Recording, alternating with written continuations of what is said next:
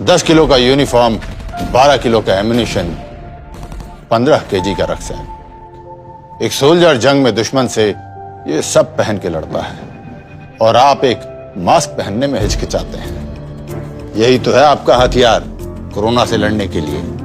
तो एक सोल्जर आपसे कह रहा है, बनिए कोरोना सोल्जर, मास्क पहन के। Hello friends, welcome to education library. Education library में आपका हार्दिक स्वागत है। आज हम पर्यावरण के अंतर्गत ये जो हमारा पर्यावरण चल रहा है, यह मध्य प्रदेश प्राथमिक शिक्षक पात्रता परीक्षा 2020 और 21 के अंतर्गत सिलेबस अनुसार, पाठ्यक्रम के अनुसार हमारा लेक्चर चल रहा है। हम रोज नए नए एक एक टॉपिक पर वीडियो बना रहे हैं, जिसका प्रैक्टिस सेट भी देख रहे हैं। और अभी तक हमने बाल विकास के साथ साथ गणित के प्रैक्टिस सेट के साथ में हमने यहाँ पर कंप्लीट कर लिया। अगर आप नए हैं तो वीडियो को लाइक कीजिएगा, चैनल को सब्सक्राइब कीजिएगा और हम जल्दी से स्टार्ट करते चलिए। तो आप वीडियो को अंत तक देखिएगा। देखिए, आपसे गुजारिश है कि हम यहाँ पर जो पढ़ रहे हैं, इसके अलावा बहुत सारी चीज़ें ला रहे हैं, जैसे MP पुलिस है और MPPSC है, UPSC है, या फिर 9th से लेकर 12th तक, या फिर कॉलेज में कौन सा भी सब्जेक्ट है, वह सारी वीडियो हम कंटिन्यू करेंगे। तो पहले हम इसका ख़त्म कर रहे हैं, यह हमारा बहुत जल्दी ख़त्म होने वाला है। तो आपसे गुजारिश है कि वीडियो को अंत तक देखिएगा। तो आइए हम शुरुआत करते हैं। हमारा टॉपिक है आज का आवाज़ की आवश्यकता है और आवश्यकता के साथ में विशेषता है। ठीक है, तो आवाज़ कितने प्रकार के रहते हैं, तो सबसे पहले हम आवाज़ समझ लेते हैं कि आवाज़ क्या होता है। ठीक है, जैसे कि मान लीजिए ये आपका एक क्या है कि एक घेरानुमा है। ठीक है, आप यहाँ पर मौजूद है और यहाँ पर आपको पोषण भी मिल रहा है, भोजन भी मिल रहा है और सुरक्षा भी मिल रही है। ठीक है, इस प्रकार का आपको मिल रहा है। अगर यहाँ शेर है तो यहाँ से आपके ऊपर अटैक नहीं कर सकता है वो। ठीक है, हम हमारी भाषा में समझ रहे हैं, अगर थ्योरी में अगर समझेंगे तो ज़्यादा टाइम खिंचाएगा। पर तो आपको बता रहा हूँ कि आवाज़ का जो स्थान रहता है वह ऐसा रहता है। परंतु हम थ्योरी में देख लेंगे तो थ्योरी में बताया कि आवाज़ का शाब्दिक अर्थ क्या बताया है कि जहाँ पर वास होता है और स्थान होता है, मतलब एक कोई स्थान को बताया गया है। किसी जीव जंतु का वह परिवेश आश्रय या आवास कहलाता है। ठीक है, कोई एक जीव जंतु रहता है, ठीक है, प्राणी रहता है, उसका क्या एक प्रकार का स्थान बताया है या आश्रय बताया या परिवेश बताया है, उसको हम आवास कहते हैं। अब देखिए, आवास जो रहता है, आवास की जो आवश्यकता रहती है वो कैसे रहती है। देखो, भरण पोषण की बात आती है कि अगर एक प्राणी रहता है, ठीक है, तो अगर आवास सुनिश्चित तरीके से है तो वहाँ पर भरण पोषण की समस्या नहीं होना चाहिए। भरण पोषण मिलता है, भोजन मिलता है, वह सारी चीज़ें मिलती है। और इसके अलावा आवश्यकता जो रहती है वह सुरक्षा की भी आवश्यकता रहती है। एक अच्छा आवास अगर रहेगा तो वहाँ पर हमको सुरक्षाएँ भी मिलती है। सुरक्षाएँ जैसे कि घर के अंदर ज़्यादा ठंड नहीं लगना, ज़्यादा गर्मी नहीं लगना, बारिश से बचाव होना, इस प्रकार की सुरक्षा रहती है। स्वतंत्रता रहती है। स्वतंत्रता का मतलब क्या होता है कि जो बालक रहते हैं या फिर हम रहते हैं या फिर कोई भी ऐसा व्यक्ति रहता है, जो भी प्राणी रहता है, उसको फुल आज़ादी रहती है। ठीक है, एक प्रकार की आज़ादी रहती है, वह कहीं भी जा सकता है, कुछ भी कर सकता है अपने घर में। और इसके अलावा अस्तित्व की बात आती है तो अस्तित्व भी रहता है। तो अस्तित्व अगर ऐसा रहेगा, जैसे कि मान लीजिए आपका घर अच्छा बना हुआ है तो आपका एक प्रकार का अस्तित्व है। ठीक है, परंतु बहुत सारे ऐसे रहते हैं जिनके घर नहीं रहते। आज के महंगाई में एक अच्छे शहर में ज़मीन लेकर बड़ा मकान बनाना बहुत बड़ी बात होती है। ठीक है, तो इस प्रकार का अस्तित्व भी आवश्यकता के अंतर्गत प्रभावित रहता है। ठीक है, कितना रहेगा। अब उसके बाद में देखें, पशु पक्षी रहते हैं, तो पशु पक्षी या फिर मनुष्य, उसका आवास किस प्रकार का रहता है। तो देखिए, स्थलीय आवास की बात करूँ तो स्थलीय आवास जो रहता है वो कैसा रहता है, घासी आवास रहता है, मतलब घास रहती है। ठीक है, चारागाह रहता है, इस प्रकार का आवास रहता है। ये पर्वतीय आवास रहता है, तो पर्वतीय आवास की बात करूँ तो जो हिमालय रहता है या फिर पहाड़ी क्षेत्र रहते हैं, वो भी एक आवास का रूप रहता है ना। और इसके अलावा मरुस्थलीय आवास रहता है, तो मरुस्थलीय आवास जो जहाँ पर रेतीली स्थान रहता है, रेतीली स्थान में गर्मी ज़्यादा पड़ती है, उसके हिसाब से आवास रहता है। आवास के अलावा बात करें वन स्थल करते हैं, तो वन स्थल में भी आवास रहते हैं। यहाँ पर जंगली जानवर और इसके अलावा बहुत सारे जो इसे जो जंगल में, गाँव में ऐसे लोग रहते हैं जो जंगल में रहना पसंद करते हैं, तो इस प्रकार का स्थलीय आवास रहता है। ठीक है, इसके अलावा जलीय आवास की बात करते हैं, जलीय आवास समुद्र सबसे बड़ा पारिस्थितिक तंत्र है। प्राकृतिक की बात करें तो पारिस्थितिक तंत्र जो रहता है समुद्र है। ठीक है, इसके बाद में तालाब आता है, इसके बाद में झील आते हैं। इसमें भी विभिन्न प्रकार के पशु रहते हैं, पक्षी नहीं रहते हैं, पशु रहते हैं। इसके अलावा मनुष्य की बात करें तो मनुष्य एक प्रकार का स्थायी आवास रहता है। जैसे कि आप जहाँ पर रह रहे हैं, आपका जो घर है वह स्थायी आवास है, आप बदलते नहीं हो। परंतु हम किराए के अगर मकान में रहते हैं तो वह हमारा अस्थायी आवास रहता है। क्यों? क्योंकि हम जब तक रहेंगे जब ही रहेंगे, परंतु हमारा ट्रांसफ़र हो जाएगा या फिर कुछ ऐसी परेशानी आ जाएगी जिससे हम बदल देंगे, या फिर टेंट को देख लेते हैं। ये सारी चीज़ें क्या रहती है? अस्थायी आवास रहती है। ठीक है, अब यहाँ पर देख लेते हैं हम कि यहाँ पर जगह है कि कुछ जानवर के नाम है, ये कहाँ कहाँ पर रहते हैं, तो हम उनको देख लेते हैं। तो मैं आपको बताना चाहूँगा कि इसमें से एक न एक प्रश्न अच्छे से मतलब पूछा जाता है प्रश्न में। तो देखिए यहाँ पर अगर हम देखें तो यहाँ पर देखो जो गाय रहती है वह गाय कहाँ पर रहती है? तो गाय यहाँ पर एक प्रकार से यहाँ पर गाय को बताया गया है साहिवाल में। ठीक है, साहिवाल में रहती है। कुत्ता कुक्कुटशाला में रहता है। बिल्ली जो रहती है वो पिंजरे में रहती है। जो घोड़ा रहता है वह अस्तबल में रहता है। और शेर जो रहता है वह मांद में रहता है। हाथी और जेबरा जो रहते हैं वह जंगल में रहते हैं। चूहा, सांप और खरगोश, ठीक है, ये तीनों किस्म बिल में रहते हैं। ठीक है, भेड़ की बात करें तो भेड़ दबड़ा में रहते हैं। ठीक है, ये जो भेड़ रहती है वह भेड़ यहाँ पर बताया गया है बाड़ा में रहती है। ठीक है, भेड़ जो रहती है वो बाड़ा में रहती है। पक्षी घोंसले में रहते हैं। ठीक है, इसके अलावा मनुष्य जो है, मनुष्य कहाँ रहते हैं? भवन में रहते हैं, मतलब आवास है उनका, जो भवन है, मकान है। ठीक है, इस प्रकार से सुअर जो रहते हैं वह सुकरशाला में रहते हैं। मुर्गा मुर्गी जो रहता है दबड़ा में रहते हैं। ठीक है, इस प्रकार के यहाँ पर दिए गए। अब देखिए यहाँ पर जो भवन निर्माण में सामग्री लगती है, ठीक है, या फिर कौन सा क्षेत्र ऐसा जहाँ पर मकान किस प्रकार का रहता है और हमको किस प्रकार की सुरक्षा मिलती है, तो उसको देखेंगे हम। तो देखिए यहाँ पर क्या होता है कि जो मिट्टी का घर रहता है ना, अक्सर गाँवों में मिट्टी के घर रहते हैं। तो मिट्टी के घर की एक खासियत यह रहती है कि किसी भी मौसम में किसी भी प्रकार की सुरक्षा की अगर बात आए तो मिट्टी का घर जो रहता है वो सबसे अच्छा रहता है। ठीक है, ये कहाँ कहाँ पाया जाता है? तो ये उत्तर प्रदेश के अलावा राजस्थान और राजस्थान के अलावा बिहार, इस इलाकों में ज़्यादा पाया जाता है। अब इसमें क्या होता है कि गर्मी के जो प्रदेश रहते हैं, ठीक है, गर्मी जब पड़ती है तो यहाँ पर गर्मी हमको कम लगती है, क्योंकि मिट्टी जो रहती है ना वह धूप को अवशोषित कर लेती है। ठीक है, और इसमें गोबर से लिपा जाता है, मिट्टी से लिपा जाता है। ठीक है, तो इसमें क्या होता है कि जो कीड़े रहते हैं, कीट रहते हैं, है ना, वह यहाँ पर मनुष्य को या फिर जो भी रहते हैं उनको परेशान नहीं करते, मतलब एक प्रकार की बीमारी से रोकथाम करते हैं। ठीक है, इतना है। अब जो लकड़ी के पत्थर रहते हैं, लकड़ी के पत्थर का क्या होता है? लकड़ी और पत्थर के जो घर रहते हैं वह लद्दाख में रहते हैं। ठीक है, लद्दाख के अलावा पहाड़ी क्षेत्रों में रहते हैं। देखिए, लद्दाख में एक प्रकार के ऐसे घर बनाए जाते हैं कि 2 मंजिला मकान बनाए जाते हैं, जिसमें से ऊपर रहने का होता है और नीचे का कुछ सामान रखना या फिर गेस्ट को ठहराना या एक प्रकार का अच्छी सुविधा देने के हिसाब से जानवरों को रखने के लिए बनाए जाते हैं। यह मुख्य रूप से लद्दाख जो लकड़ी और पत्थर के घर रहते हैं वह लद्दाख में या फिर हिमालय प्रदेश में या पर्वतीय क्षेत्रों में पाए जाते हैं। ठीक है, इसके अलावा बांस और लकड़ी की बात करें तो बांस और लकड़ी के जो मकान रहते हैं वह मकान असम के क्षेत्रों में पाया जाता है। तो असम में क्या है कि बाढ़ ज़्यादा आती है और बाढ़ जब आती है जो मकान रहते हैं वह बह जाते हैं। तो उनसे बचाव के लिए कम से कम इतने फीट की दूरी पर जहाँ पर पानी मकान को टच नहीं कर पाता है, ऐसे बांस के खंभों को लगाया जाता है और बांस के माध्यम से यहाँ पर मकान बनाए जाते हैं। ठीक है, इतना है। अब जो बर्फ़ के घर की बात करें तो जो बर्फ़ के घर रहते हैं तो वह एक्सिमो, ठीक है, ये प्रश्न अक्सर पूछा जाता है, सीटेट में आया था 2018 में। ठीक है, एक्सिमो जो जनजाति है, ये जनजाति कहाँ की है? उत्तरी अमेरिका। ठीक है, ये क्या है कि एक प्रकार का ऐसा मतलब जो घर बनाते हैं कि यहाँ पर बर्फ़ के बड़े बड़े पत्थर टाइप के रहते हैं। ठीक है, आपने स्लेट देखी होगी पत्थर की, इस प्रकार की स्लेट रहती है, उनको काट कर इस प्रकार से जोड़े के तौर पर बनाते हैं कि वहाँ पर ठंडी जो हवा रहती है वो अंदर नहीं जाएगी और जो गर्म हवा रहती है वो बाहर नहीं जाएगी।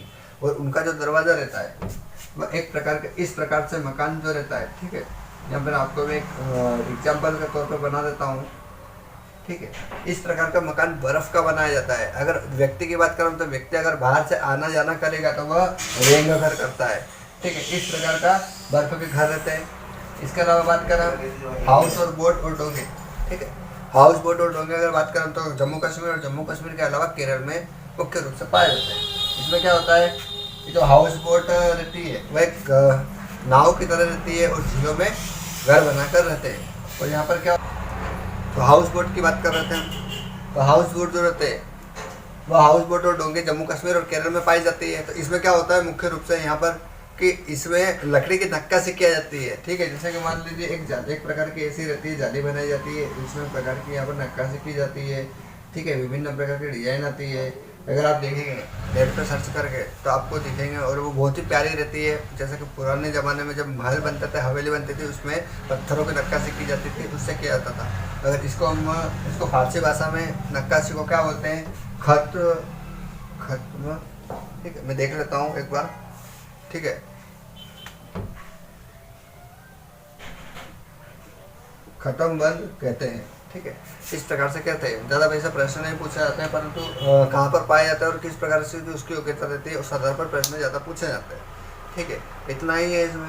इसके अगर मैं बात करें तो टेंट की बात करें तो टेंट यहाँ पर क्या करते हैं कि जैसे कि हम समारोह रहता है कुछ भी, ठीक है, या फिर पर्वतारोहण की बात करें हम, कि वह जब चढ़ते हैं और जाते हुए टेंट लगाते हैं, ठीक है, वहाँ रहने के लिए। तो एक प्रकार का टेंट अस्थायी रूप से आवास रहता है उनका। ठीक है, और उनमें प्लास्टिक की 2 प्रकार की सेट आती है जो आपस में चिपकी हुई रहती है, और उससे से क्या होता है कि ठंडी जो हवा रहती है वह हवाएं अंदर नहीं आती है। तो इस प्रकार का टेंट का रहता है। ईंट ऊंचे और मकान, देखो ईंट और ऊंचे मकान की बात करें तो इसमें क्या होता है कि इस प्रकार का आवास समतली मैदान में पाया जाता है। ठीक है, और इसके अलावा जब बहुमंजिला आकार पर पाए जाते हैं। इसके अलावा अगर बड़े बड़े मैदान की अगर बात करें, जैसे मुंबई इलाका है या फिर हमारे शहर में देख लेते हैं हम, वहाँ पर बड़े बड़े समतले इलाके में बड़े बड़े ईंट के और ऊंचे मकान बनाए जाते हैं। इसके अलावा हवेली, किले और महल। ठीक है, ऐसे महल जो है ये आज के ज़माने में बनाना बहुत ही मुश्किल है, क्योंकि महंगाई इतनी बढ़ गई है। परंतु जो पहले के टाइम पे राजा महाराजा बनाते थे तो बहुत समय लगता था, और पत्थर और मिट्टी का प्रयोग किया जाता था, चूल्हे का प्रयोग किया जाता था।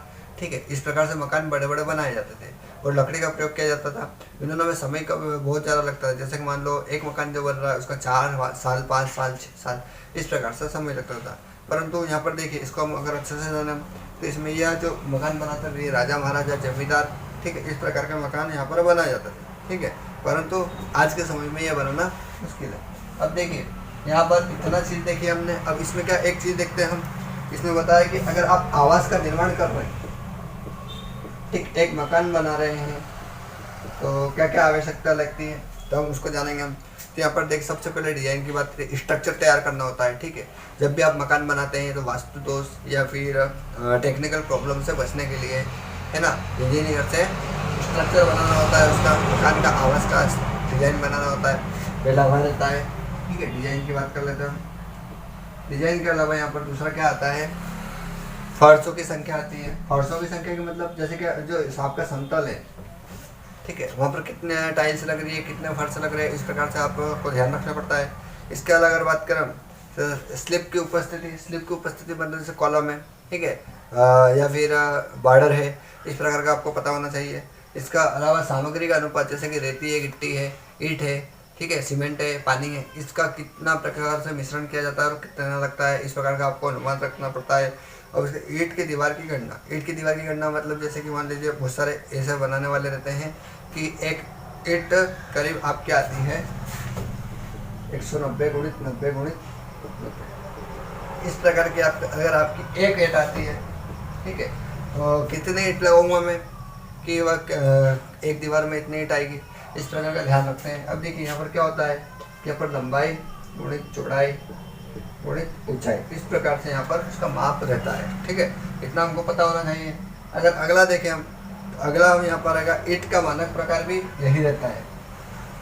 ठीक, स्थानीय इमारत की बात करते हैं हम, तो स्थानीय इमारत जैसे कि हम जहाँ पर रहते हैं, हमारा जो स्थान रहता है, ठीक है, स्थानीय परिवेश रहता है, उसकी जो इमारतें रहती है किस किस प्रकार से रहती है तो उसको जान लेते हैं हम। देखो अलग अलग प्रकार की स्थानीय इमारत रहती है। तो स्थानीय इमारत की बात करें तो ऐसी इमारत जिसका निर्माण मनुष्य करता है, ठीक है, मनुष्य निर्माण करता है या किसी उद्देश्य के माध्यम से बनाई जाती है। ठीक है, जैसे कि मान लीजिए एक आप स्कूल बना रहे थे, स्कूल में शिक्षा देना एक प्रकार का उद्देश्य है आपका, और उसका निर्माण मनुष्य कर रहा है, तो वह आपका स्थानीय इमारत के अंतर्गत आता है। ठीक है, इसकी बात करें तो देखिए स्थानीय इमारत कृषि रहती है, कृषि को हम अनाज मंडी कहते हैं। तो अनाज मंडी जो रहती है, कृषि से संबंधित जो उत्पादन होता है हमारा, उसको सुरक्षित रखने के लिए हम बनाते हैं। इसके अलावा वाणिज्य की बात आ रही, तो वाणिज्य के जैसे कि मान लीजिए हम अर्थव्यवस्था रहती है, व्यापार रहता है, हमारा उद्योग रहता है, उसकी स्थापना के लिए वाणिज्य की करते हैं। ऐतिहासिक की बात करें तो ऐतिहासिक में जो पुराने महल रहते हैं, ठीक है, मंदिर रहते हैं, उनका निर्माण किया जाता है। ठीक है, आवासीय की बात करें तो आवासीय में हम जहाँ पर रहना है हमको, ठीक है, हमको जहाँ पर समय बिताना है, जीवन बिताना है, उसका निर्माण करना। शिक्षा की बात करें तो विद्यालय की स्थापना, है ना, विद्यालय के अलावा महाविद्यालय की स्थापना, ठीक है, इस प्रकार का निर्माण। औद्योगिक की बात करें तो औद्योगिक कल कारखाना है, ठीक है, कंपनी का निर्माण, फैक्ट्री का निर्माण। धार्मिक के मतलब मंदिर का निर्माण, मस्जिद का निर्माण या फिर गुरुद्वारा का निर्माण, इस प्रकार का निर्माण किया जाता है। अब सैन्य की बात करें तो सैन्य के लिए जो बंकर बनाए जाते हैं, ठीक है, स्कूल बनाया जाता है, आर्मी फाउंडेशन के लिए बनाए जाते हैं, इस प्रकार के यहाँ पर स्थानीय इमारत की बात आती है। अब देखिए सार्वजनिक संपत्ति व राष्ट्रीय धरोहर की बात करें तो सार्वजनिक संपत्ति रहती है, उसका केंद्रीकरण होता है। तो केंद्रीकरण कौन करता है? राज्य करता है अपने स्तर पर और केंद्र करता है, ठीक है, दो प्रकार से यहाँ पर करते हैं। इसके अलावा देखो विश्व विरासत स्थल की अगर बात करें तो कोई भी जो एक प्रकार की अच्छी इमारत है जैसे ताजमहल है, ठीक है, तो उसका अगर संरक्षण की बात करें तो केंद्र और राज्य तो करते हैं, परंतु विश्व विरासत स्थल जो रहता है, ठीक है, उसको हम किस प्रकार से देखते हैं? तो उसको हम यूनेस्को, है ना, इस प्रकार से देखते हैं हम, ठीक है, यूनेस्को ने दर्जा दिया हुआ है, ठीक है, उसका संरक्षण भी यूनेस्को कर रहा है। अब सेल की बात करें तो सेल में क्या आ रहा है? Indian oil corporation. इसका मतलब क्या होता है कि इसकी सुरक्षा प्रदान करता है, संरक्षण करता है। अब नेशनल कल्चरल फंड भी इसकी यहाँ पर देखरेख करता है, तो इस प्रकार से यहाँ पर रहता है। अब इसके बात करें तो स्वस्थ जीवन में, ठीक है, यहाँ पर हम यहाँ पर पहले ही देख लेते हैं, ठीक है, स्वस्थ जीवन के लिए यहाँ पर कुछ विशेषताएं दी गई है। अगर स्वस्थ जीवन जीना है तो हमको किस प्रकार के घर की आवश्यकता रहेगी, क्या करेंगे हम, तो उस प्रकार से रहता है, ठीक है। तो यहाँ पर देखिए श्रम, उत्पादकता और स्वास्थ्य का प्रभाव, ठीक है, अगर श्रम कार्य करना है हमको, अच्छा कार्य करने के अलावा हमको हमारा सकारात्मक प्रभाव से स्वस्थ रखना है, तो इस प्रकार का प्रभाव होना चाहिए। अब देखो पोषण भी मिलना चाहिए, स्वच्छता भी होना चाहिए, और माता पिता जो और बच्चे जो रहते हैं उनका स्वास्थ्य के प्रति भी हमको आवास उसके हिसाब से बनाना चाहिए। एक आवास की अच्छा आवास की विशेषता रहती है। अगर अच्छा आवास चाहिए हमको तो श्रमिक जो बस्ती रहती है, गांव की स्वच्छता रहती है, जल आपूर्ति, गंदा पानी, इन सबको ध्यान में रखना पड़ता है। इसके अलावा देखिए कच्ची ईंट, पक्की ईंट पर छत और दीवार का निर्माण करना, ठीक है, अगर ईंटें अच्छी रहेगी हमको दीवार का निर्माण अच्छा करेंगे तो हम उसका सुरक्षा कर पाएंगे, स्वतंत्रता मिल पाएगी। एक प्रकार से जो आवास रहता है उसकी अच्छी विशेषताएं रहती है। अब देखिए यहाँ पर राष्ट्रीय आवास नीति जो रहती है उसके बारे में जान लेते हैं हम कि वह क्या बोल रही है। देखिए देश में आवासीय समस्या को दूर करने हेतु, ठीक है, जो आवास की समस्या है, जो गरीब परिवार के रहते हैं उनकी अगर समस्या हमको दूर करना रहेगी तो उसके लिए हम क्या करेंगे? राष्ट्रीय आवास नीति तैयार की, ठीक है। इसमें क्या हुआ? दुर्बल वर्गों को आवास प्रदान करने के लिए सरकार कार्य कर रही है, ठीक है। किस प्रकार से कार्य कर रही है? जो अपर्याप्त सुविधा नहीं मिल पा रही, जैसे शौचालय नहीं मिल पाता है या फिर रहन सहन के लिए मकान नहीं मिल पाते हैं, तो उनके लिए सुधार लाना। इसके अलावा नगरीय क्षेत्र जो रहते हैं, है ना, नगरीय मतलब शहरी क्षेत्र जो रहते हैं उनकी स्थिति में सुधार लाना रहता है। इस प्रकार का यहाँ पर कार्य करती है ये। की बात करूँ तो अगर देखिए एक शौचालय जो रहता है, ठीक है, शौचालय एक प्रकार से सार्वजनिक भी रहता है और प्राइवेट भी रहता है। तो शौचालय का हम यहाँ पर इसलिए उपयोग करते हैं, ठीक है। तो देखिए शौचालय एक ऐसी व्यवस्था है, एक प्रकार की व्यवस्था है जिसमें मानव मलमूत्र का निष्कासन करता है, ठीक है, जिसमें समुचित व्यवस्था रहती है।